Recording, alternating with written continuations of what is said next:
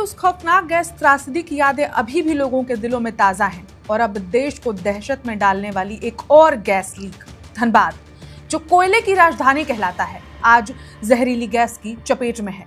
रात दर रात बढ़ता रिसाव, लोगों की सांसों पर मंडराता खतरा, मौत, दहशत और पलायन का माहौल। क्या फिर एक विनाशकारी आपदा की ओर बढ़ रहा है देश? क्या है धनबाद गैस लीक का वो सच जिसे देखने सुनने भर से रूह कांप जाएगी? नमस्कार, मेरा नाम है ऋचा और आप देख रहे हैं वन इंडिया हिंदी।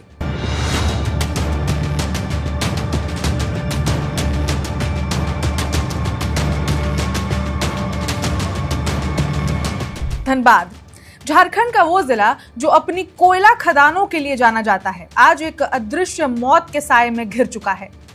केंदुआडीह खनन एरिया में पिछले कई दिनों से जहरीली गैस का रिसाव हो रहा है, लेकिन गुरुवार रात हालात अचानक बिगड़ गए।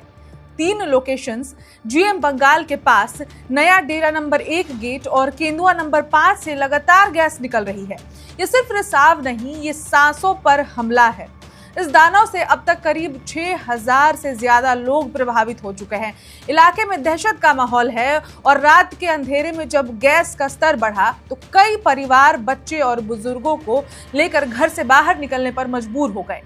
गैस की तीव्रता ऐसी कि 2 महिलाओं की मौत भी हो चुकी है, जबकि 2 दर्जन से ज्यादा लोग सिरदर्द, घबराहट, सीने में जकड़न और बेहोशी जैसे लक्षणों के साथ अस्पतालों में भर्ती किए गए हैं।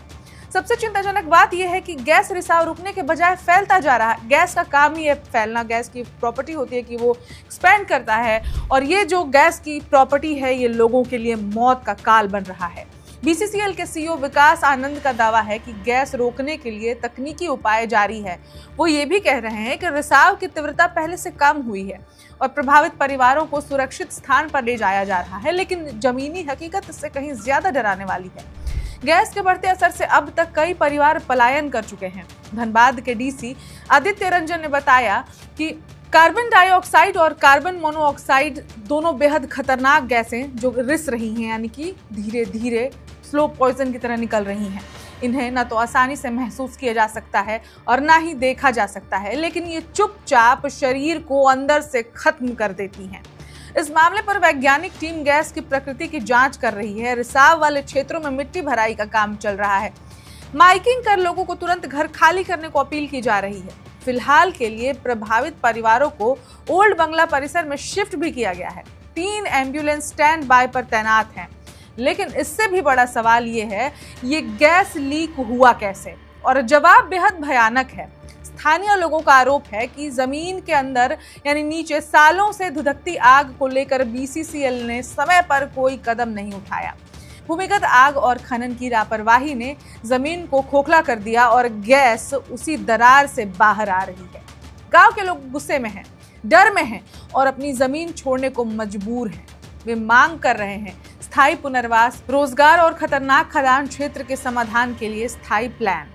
धनबाद के लोग सवाल पूछ रहे हैं, क्या हर बार हादसे में कुछ लोग मरेंगे और हर बार जांच के नाम पर कागजों में सब शांत हो जाएगा? क्या सरकारें सिर्फ तब जागेंगी जब मौतें बढ़ जाएंगी? धनबाद की गैस लीक घटना किसी एक जिले की त्रासदी नहीं है, ये देश की खनन नीति, सुरक्षा मानकों और लापरवाही का नतीजा है।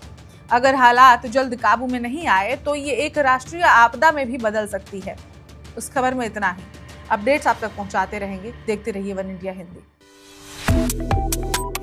Subscribe to One India and never miss an update. Download the One India app now.